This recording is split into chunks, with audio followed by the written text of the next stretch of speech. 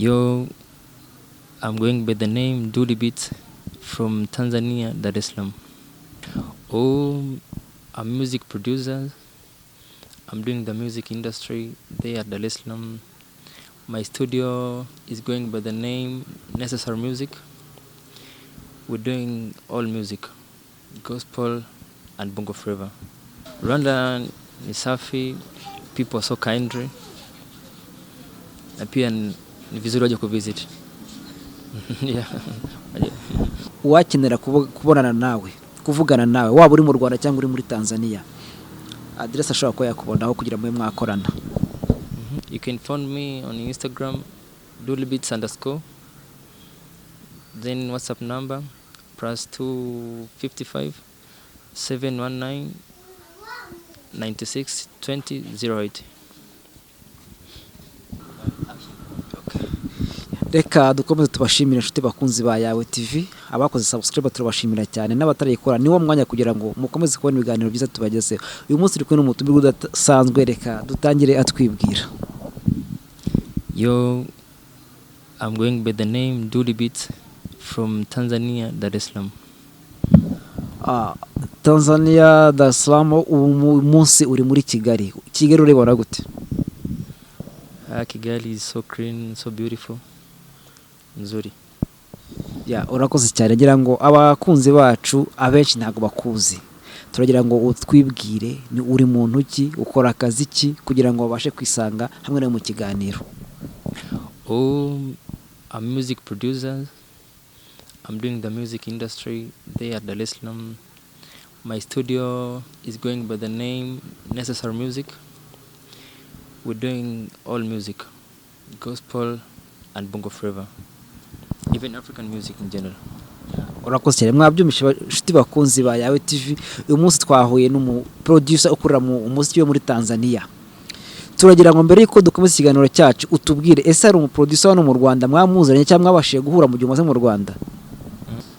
No, but yuko mmoja ambaye namkubali na wish nimuone, napenda kazi zake.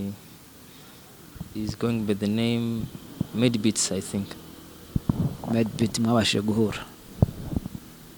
No. Lakini namsikia. Unamusikia? Okay, urakoze cyane. Nagira ngo utubwire urugendo rwa hano mu Rwanda, waje ryari, gahunda yakuzanye kugeza ubu ngundi yihe? London nimekuja na 2 weeks mpaka sasa hivi. Nimekuja ku visit my family. Kugeza ubu ngubu turagira ngo utubwire urugendo rwawe rwa muzika nk'umu producer, warutangiye ute kugeza ubu ngubu uhagaze gute? Muziki nimeanza since niko form 4. Yeah. Ilikuwa ni 2012. Yeah. 2012 I started to produce the music till now. But safari yangu ilikuwa ni ndefu sana. Nimeanza kufanya music ghetto. Niko na mic peke yake na computer. Then subwoofer. Do you know subwoofer? Yeah, produce. Lakini nikaweza kujifunza kwa muda mrefu kwa kupata watu wakanielekeza. This is how we do. Then from there nikaenda university. Lakini nilikuwa nasoma vitu vingine hahusiani na music. Yeah. Nikaendelea kufanya zile nilipokuwa university. Baada ya hapo watu wakaanza kunifahamu. Yeah, sasa hivi nafanya kazi mpaka na watu wa nje. Yeah. Nigerian, South African. Yeah. Uyu munsi uri mu Rwanda, abahanzi bo mu Rwanda, ninde muhanzi wo mu Rwanda wabuze? Medi, The Ben, Bruce Melody. Yeah. Even Winners Choir. Yeah. Urakoze cyane. Ninde muhanzi uririmba hip hop wabuze hano mu Rwanda? Hapana. Yeah. Ugereranyije industry yo mu Rwanda ukagereranya industry ya Tanzania, itandukaniro ubonamo ni irihe? Different ya Rwanda na Tanzania. Tanzanian, they are doing, bongo flava. Kila nchi ina nature sound yake na music yake. Rwanda artist wengi wanafanya sana R&B sana, but Tanzania wanafanya bongo flava, lakini ambayo imemixi the different culture of different countries. You can find some music kwa Tanzania iko na sound ya Nigeria, South Africa, yeah. But Rwanda nimeona wako wanapenda kitu chao, wamebase kwenye R&B na wana sound yao. Kugeza ubu ngubu umuhanzi umaze kumenyekana cyangwa ukomeye muri Tanzania umaze gukorana nawe indirimbo ninde wowe warakoreye? Tanzania, Steve R&B, yeah. Steve R&B, yeah. Barnaba, Benpo, yeah. Urakoze cyane, reka dukomeze tugushimire. Mbibutsa ko ari kuri Yawe TV turi kumwe n'umuproducer ukorera umuziki muri Tanzania. Amaze kutubwira byinshi, ukabona u Rwanda, ariko by'umwihariko ukabona music yiwe mu Rwanda. Kugeza ubu ngubu intumbero yawe cyangwa se inzozi zawe muri muzika ni izihe?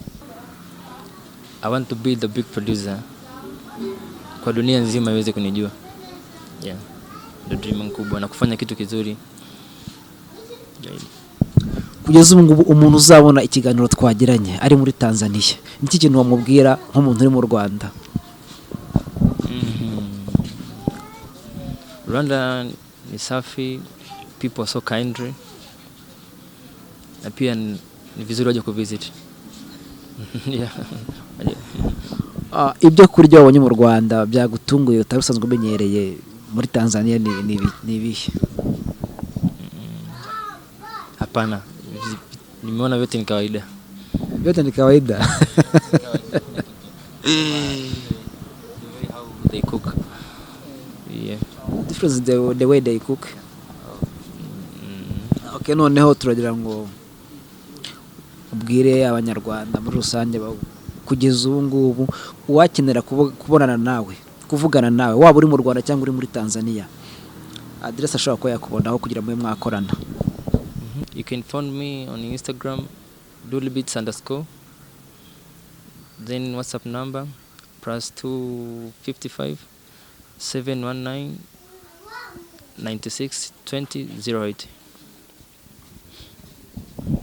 Mwabyumvise rero, washaka producer wacu hano yamushakira kuri social media, amaze kutubwira aha ngaha.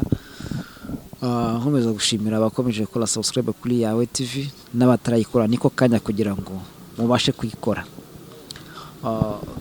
Wenda dusoza ikiganiro tumaze kugirana, ndagira ngo utubwire uzava mu Rwanda nta muntu mukoranye indirimbo cyangwa se hari projet muri murategura, hari uwo muri kuba mwategura ko mwagira ikintu mukorana?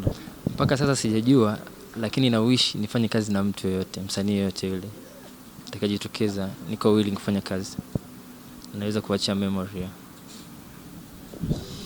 Reka tugushimira umwanya duhaye, twizera ko n'ubutaha nitugukenera cyangwa nitugusanga Tanzania uzatwakira neza. Sawa kabisa. Yeah, for what I can say, tunatakiwa tusupporti wanachokifanya wenzetu. Kama unaweza kusupporti muziki wa mwenzako, support as you can. Yeah. Reka tugushimire, urakoze cyane. Asante sana.